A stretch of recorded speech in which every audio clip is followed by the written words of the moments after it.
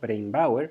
I am an otolaryngologist from Chile, and it is an honor to be part of this magnificent event. Here is my lecture. It's Pragmatical Management of the Dizzy Patient, or How Not to Get Dizzy with the Dizzy Patient. Once upon a time, assessing the dizzy patient was a mess. Let's be honest about it. It was difficult, it was obscure, and many times you didn't have the feeling you were actually understanding what was going on and offering a significant treatment. But now this is not the case. Thanks to the exceptional ideas, the clear thoughts from many people, and here is only a small list of those brilliant minds that gave us this simple and very strong, very important ideas. Now, assessing the vestibular patient in less than 15-20 minutes is possible. It can be efficient, it can be effective, and you can give the patient solutions for their illnesses in a very brief, directed, and clear way. This is, of course, in most cases. Some cases will need a lot of time and a lot of effort to understand what's going on, but in most cases, you can do this easily. Which are the traps that can avoid you to assess the patient in a simple, direct, efficient way?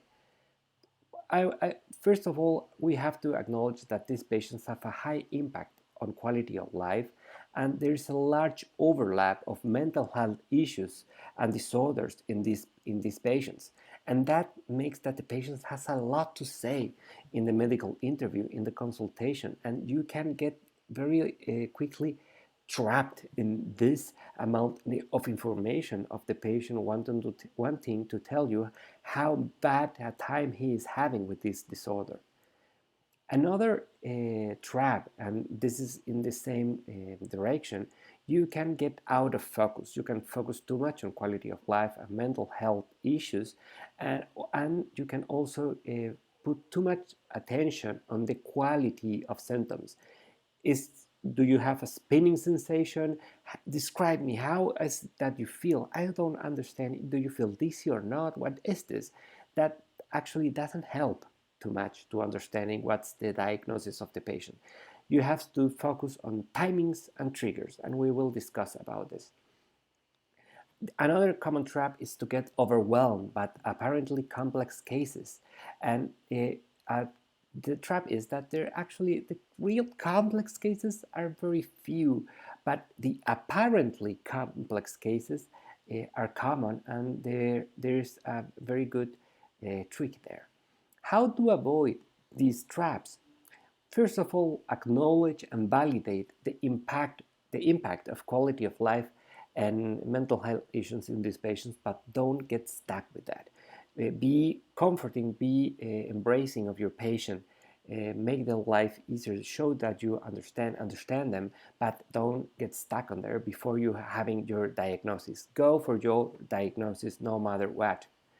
And it is also important to accept that most depressive and anxiety symptoms exacerbate vestibular symptomatology, and there's a lot of data now about this, and we all know that also anxiety symptoms can even trigger events, but don't get trapped into that, and try to get into this with your patient. Try to propose to find a medical situation, a medical solution that allow patients to get stress at ease. This is very ridiculous what I just said, but many patients understand that quite quickly, and that means that get into a situation that patients can engage everyday stress, the stress that comes with life, but without getting a vertigo spell out of it as an additional charge into their lives.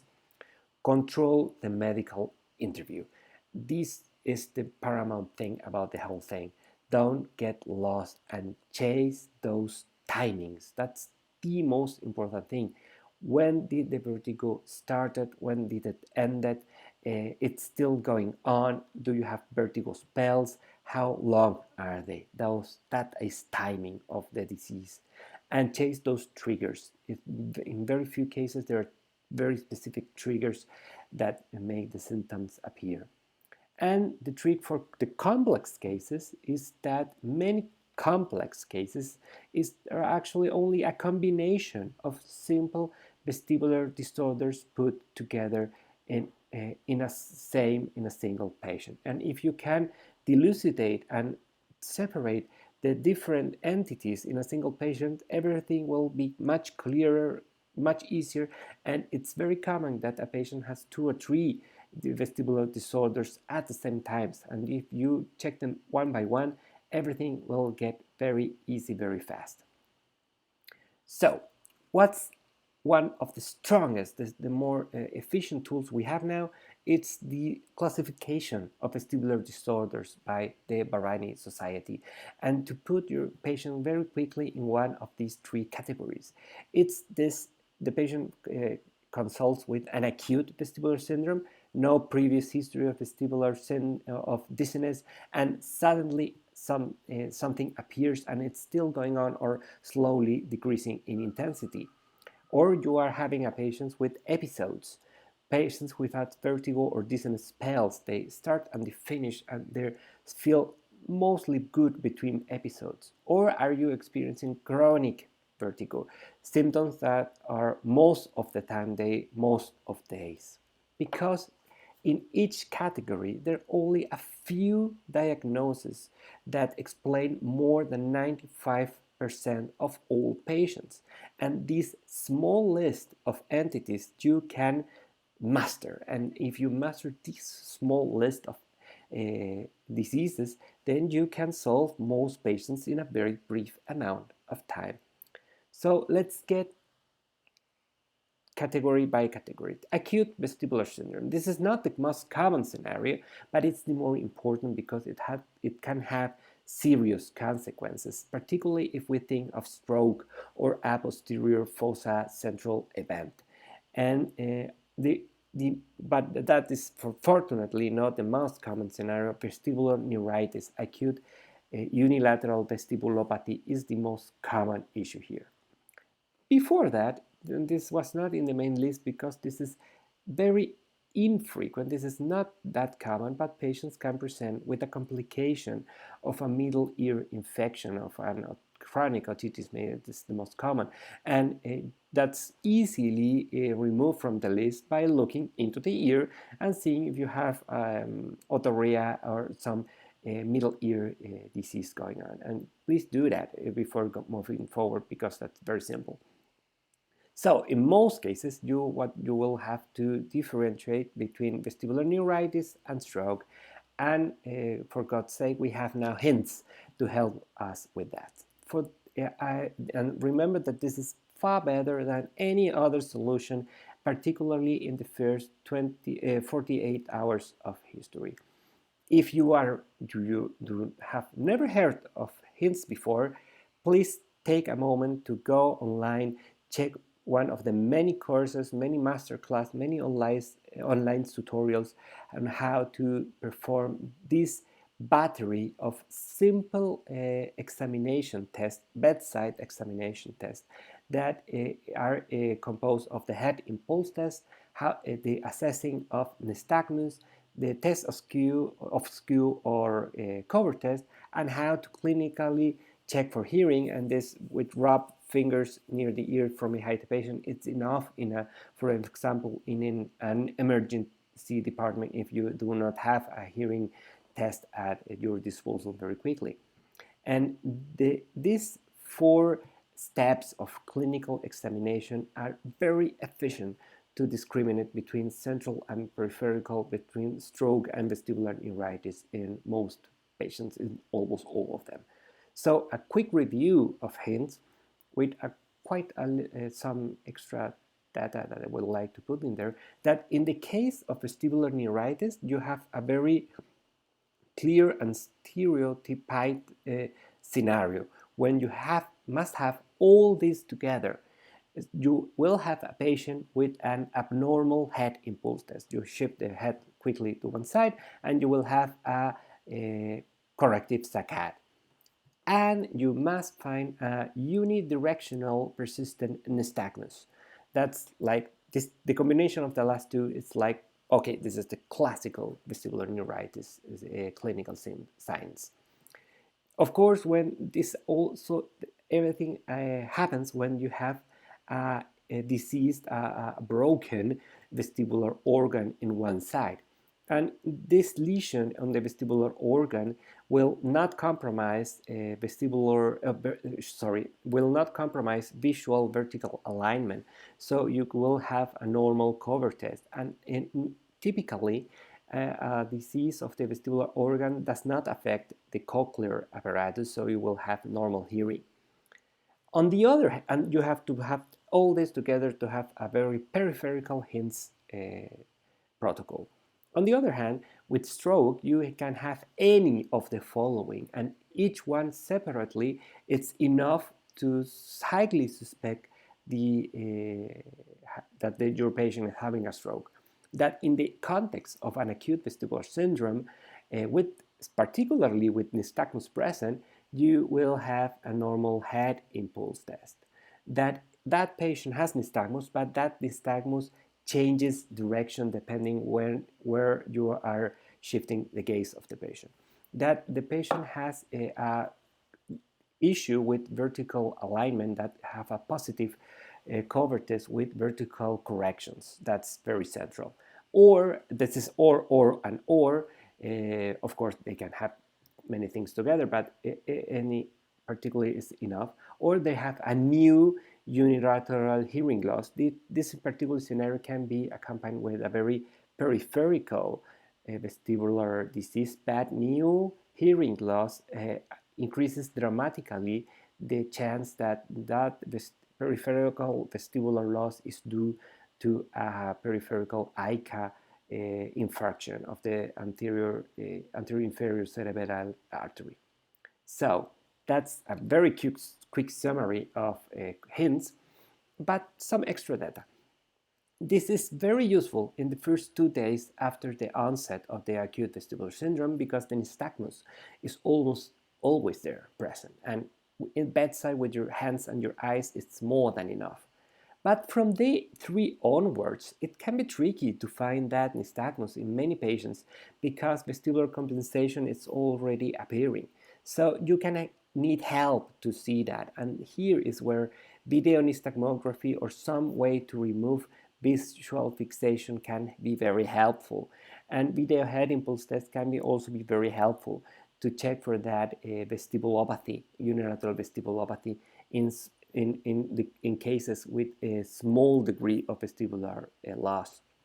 From day 14 onwards, then the probability of finding that spontaneous nystagmus, it's very difficult, and the interpretation of hints can be much more tricky. And then you can rely on the history statistics, and if you find some sort of sign of unilateral vestibulopathy, whereas in the VHIT, the video head impulse test, or in BEMS, in vestibular evoked myogenic potentials, can be helpful for identifying those patients. Some specific scenarios that must make you think of stroke that are not that clearly included in the hints, it's that if you have in any situation a normal VHIT, a normal head impulse, and a spontaneous nystagmus, that's stroke until proven otherwise. And the other scenario is that if you find a bilateral vestibulopathy on the context of acute vertigo, that also has to make you think about stroke. So don't forget about that. If you find stroke, please admit your patient to the hospital, make neuroimages, and talk with the neurology department in case you're not a neurologist, to start neuroprevention. And in the case of vestibular neuritis, please give antivertiginous meds, but as everything that you need for the patient to feel a little bit more comfortable, but as little as possible, because that can delay vestibular rehabilitation.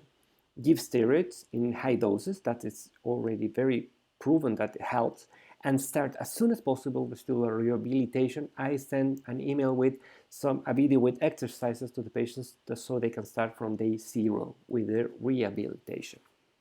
So let's talk about episodic vertigo. That's you can have two subsets: patients with brief positionally triggered crisis and patients with long crisis lasting more than 10 minutes, lasting even hours or days. And they start spontaneous. And in both these categories, you will have in brief positionally triggered, we are talking about benign paroxysmal positional vertigo, and in long spontaneous, we're talking about Meniere's disease and vestibular migraine. BPPV is by far the most common one. And whenever a patient enters your office and he says, I'm dizzy, you first think of BPPV because that's the most common thing you will find. And even if the history is not that clear, check for it anyway, because there is a chance that he will have otoliths out of place. Remember, this disease is caused by otoliths that get dislodged from the utricle, they navigate towards a semicircular canal, and then they get trapped there. And every time the patient moves, it will overstimulate that semicircular canal, giving symptoms. So the history will be very classical. In the morning, after the whole night, the otoliths are getting put together in an inertial mass. They will get dizzy when they roll in the bed to one side, or when they go up, when they look downwards, or when they look upwards. That's classical. And don't confuse that with the scenario of an acute vestibular syndrome. Whenever the patient moves, their dizziness will get worse. That's not BPPV. That's the natural increase of symptomatology in movement in an acute vestibular syndrome. So if you have your symptoms, go for this, because despite the prevalence and simplicity of this disorder, it's embarrassing how long as medical community we take to make the correct diagnosis, and this should be improved. And for that, please, you do not need a clinical bed or much time to check for this. Yes, the ideal is to perform a Dix-Hallpike maneuver and a McClure maneuver in a clinical bed for assessing BPPV. But if you, like many colleagues, are in a hurry and you do not have a clinical bed in your office, do it in a chair. Nowadays, there's strong data pointing out that doing the equivalent of a Dix-Hallpike maneuver in a chair, it's more than enough to find most BPPV cases. And this is very simple. Here is an example of this is the minute number 3 of the whole consultation. After quick checking the history of the 3 timings and triggers that I told about, and there you go.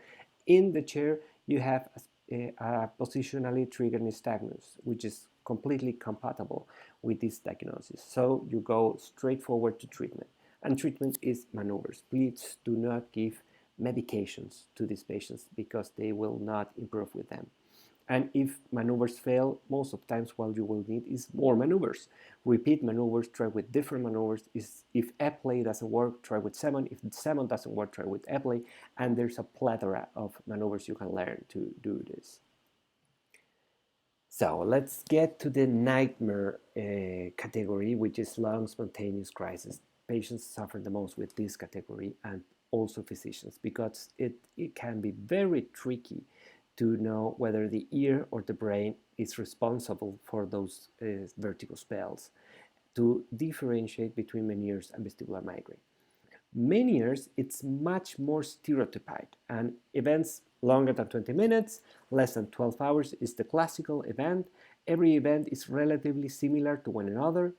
The ear gives symptoms on a single side on a given crisis. That's like very important.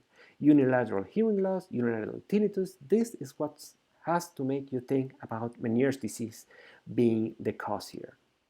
On the other hand, vestibular migraine is much less delimited, it's much more vague, it's ambiguous. Crisis can last only seconds or last hours or even days. Every event is a little bit different from each other. If ears give symptoms, they are usually bilateral. They can complain of bilateral tinnitus or bilateral like pressure in both ears. Of course, headache and light sensitivity are very easy. When they appear, oh yeah, you suffer with lights, you have to put shades when you're having a crisis. Vestibular migraine is very um, probably probable, but only half of all patients with vestibular migraine will have these symptoms. Visual aura is very points toward this, and motion sickness, history of motion sickness, or history of migraine, in the personal history or in the history of first degree or even second degree family, it's very indicative of vestibular migraine. A hearing test can help you diagnose Meniere's. Yes, that is very important. But what other tests can help you differentiate between these two? That can be very tricky. And yes, fortunately, in the following, I hope that in the near future, inner ear MRI and electrocoagulography will bring us a very reliable score to help us identify Meniere patients. In the case of vestibular migraine, if you have a normal MRI and some sort of central finding in your vestibular test, think of vestibular migraine. And that vestibular central finding can be something quite slight as saccadic, as jerky, smooth pursuit in the VNG. That can be more than enough. And remember that many patients will have both things together. And it's no crime. And one of the best advices I ever heard was if you're in much doubt and the patient is having a bad time, treat both. Give treatment for Meniere's and vestibular migraine simultaneously, and you can then check which one to remove when the patients feel better. What is the treatment? Treat every single event of Meniere's as a vestibular neuritis. You can do that. And focus on prophylactic treatment. Beta-histine is very effective in many patients. I am very confident of the idea there are many subtypes of Meniere, and each subtype respond to a specific treatment. Some patients respond spectacularly to beta-histine. Some patients respond very good to transtympanic steroids, which is my personal favorite, and some patients will need transtympanic gentamicin. On the side of vestibular migraine, treat each event with anti-vertiginous drugs and analgesic with paracetamol, acetaminophen. Even if there is no headache, the combination it's very good for getting down a vestibular attack, a vestibular migraine attack. And there are a lot of prophylactic treatments out there.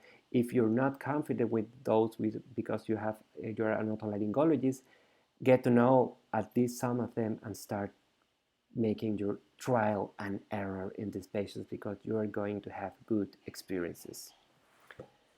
What about chronic vestibular disorders?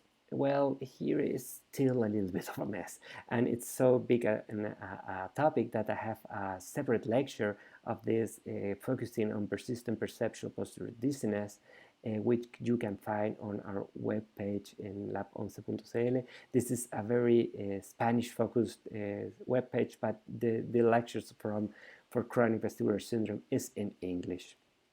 A final word about what if this doesn't fit. What if your patient doesn't fit in any of these categories? What if this is a complex patient? Well, focus in the idea that most complex cases are not complex indeed, but they're a combination of patients having separate, simpler vestibular disorders. This is very common that a patient having vestibular migraine, for example, has at some point a crisis of BPPV, otoliths out of place, and if it's long enough, they will get an anxiety disorder to accompany the symptoms, and they can develop a persistent perceptual postural dizziness.